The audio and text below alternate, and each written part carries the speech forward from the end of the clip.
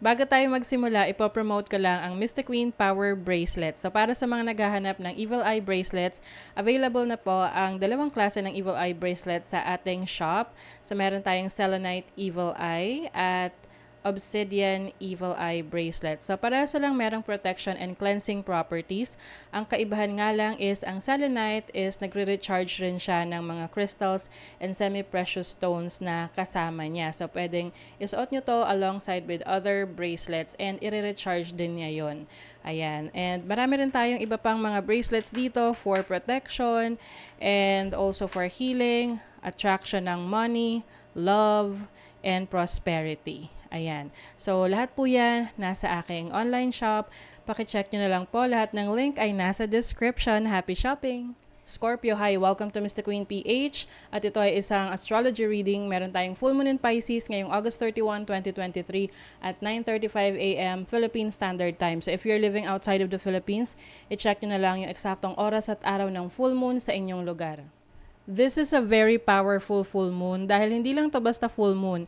Isa rin tong super moon at blue moon. So super moon dahil mas malapit siya sa Earth kaya mas malaki siyang tignan. Blue moon dahil hindi madalas mangyari ang pagkakaroon ng dalawang full moons sa isang buwan na meron ngayon yung August. So nagkaroon tayo ng full moon in Aquarius noong August 2 at ngayon namang August 31 full moon in Pisces. Ang pinaka-theme ng full moon in Pisces is to release tension, to offer forgiveness, and to let go. Since ang moon will conjunct Saturn in the sign of Pisces, maaring magkaroon ng tension sa mga limitasyon na mga sitwasyon na kinabibilangan natin. So imagine yung frustration ninyo dyan. So the sun is also in Virgo, which is opposing the moon in Pisces. Kaya yung creativity, yung mga dreams, emotions natin, ginaground yan ng energy ng sun in Virgo, which is being analytical and structured.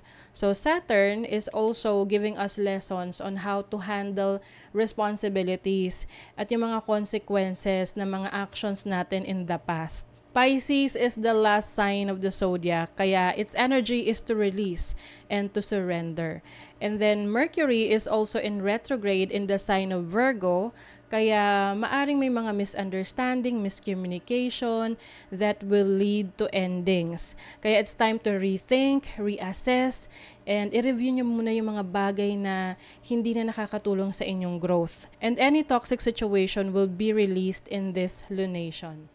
This may resonate for Scorpio Sun or Moon, especially Scorpio Rising. So for you Scorpio, ang full moon ay mangyayari sa inyong 5th house of expression, creativity, fertility, romance, and children.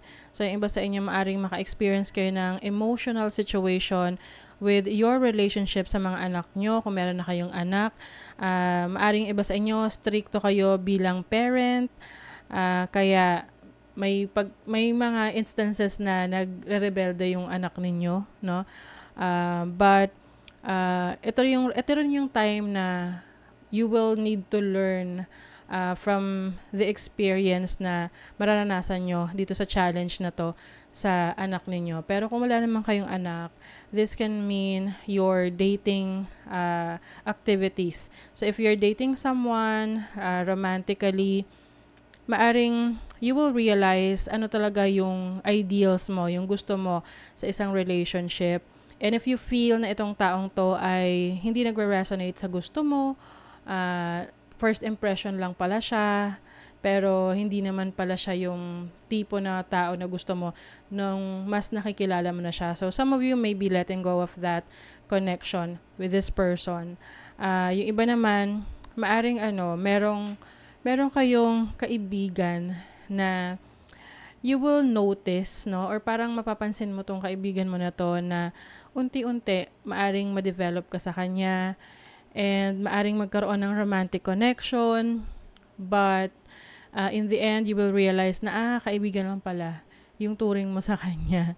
Oo, so maaring i-let go mo na yung feelings na yun, romantic feelings towards this person. Yung iba naman sa inyo, maaring meron kayong i-explore na creative na ventures related sa mga talents and skills ninyo. Maaari ring may mga hobbies, no? Yung mga libangan na akala nyo pangmatagalan na siya, pero hindi naman pala, no? So, example, at some point nagustuhan mo yung pagbabike, pero eventually napagod ka, tas ayaw mo na, ganon. So, any hobby na you feel na sa una lang pala gusto mo, pero hindi naman pala talaga to yung pangmatagalan for you. So, kumbaga, trinay mo lang. And some of you are letting go of that. Okay? And meron tong positive aspect sa inyong 7th house of relationship, Jupiter in Taurus in the 7th house.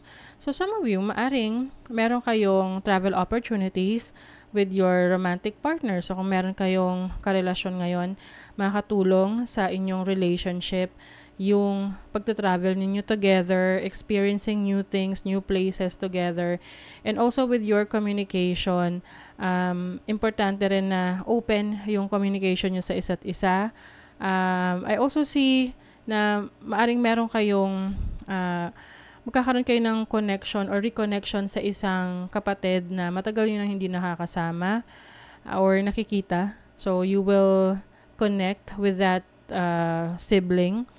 And then, some of you maaring may challenging situation or experience sa inyong career related sa issue na na parang nakakaapekto sa creativity ninyo. So, for example, meron kang trabaho, corporate world, no? You are working sa corporate, meron kang office job, and then, meron kang mga gusto pang i-explore na talents mo or skills mo na gusto mong subukan kung mag-work yun for you. So, maaring magkakaroon ka ng frustration kung paano mo aayusin yung schedule mo, yung panahon mo sa trabaho mo, na hindi naman maapektuhan yung performance mo sa trabaho. But at the same time, meron ka ring oras at panahon sa mga libangan mo. So, it may create some conflict. So, time management, yan ang importante dyan. And with the 12th house here, maaring meron ka pang yung mga gusto mong i-pursue sa buhay na hindi ka pa nakakapag-take ng action. Maybe because you feel na you are restricted, you feel na hindi pa yan yung priority mo. But eventually, you will realize kung talagang gusto mong i-explore to o hindi. Or kakalimutan mo na. So, yung iba, maaring tatanggapin nyo na hindi talaga yun para sa inyo, you will let that go, or yung iba naman sa inyo, ipupursu nyo talaga. Maaring meron kayong idadrop na career, trabaho, na sa tingin nyo na hindi naman na kayo nag-grow dyan, no? Ilo-let go nyo yun para i-pursue yung mga pangarap nyo, yung mga desires ninyo.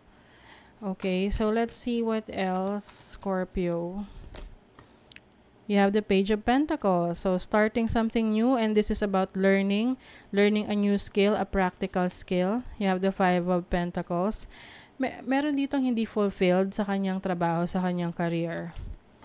See, you're going to let that go. Anything na hindi na nakakapag-satisfy ng sarili mo, no? Related sa career, kahit na yung iba kahit na malaki yung kinikita nyo sa trabaho, pero hindi naman kayo fulfilled, it can also affect your mental health, lalo na kung medyo toxic yung environment ninyo. So, some of you are letting go of that and focusing on new things na ikaw yung mas may control, no? Something fresh. You will start something fresh related to your career. Feelings. Healing begins with feeling. Be gentle with yourself and tender with your heart. Yes, you will focus also on your healing. Anything na, I think this is about mental healing for some of you. Kasi ito with the Ten of Swords, Swords is about thoughts, messages, communications, yung mga iniisip mo. So, you are letting go of that. Yung mga overthinking, ganyan. See? You are freeing yourself. If beating yourself up worked, you'd be thin, rich, and happy. Try loving yourself instead. O, love yourself muna. Ayan. So, maaring you are, meron kang lalaya ka sa isang sitwasyon na merong limitation sa'yo. and you will focus on your self-expression and freedom. Okay? So, that is your reading, Scorpio. Kung nagustuhan nyo to, naka-resonate kayo, mag-comment kayo dyan, like, share, subscribe, para lagi kayong updated sa ating mga readings. Thank you so much, Scorpio. See you again.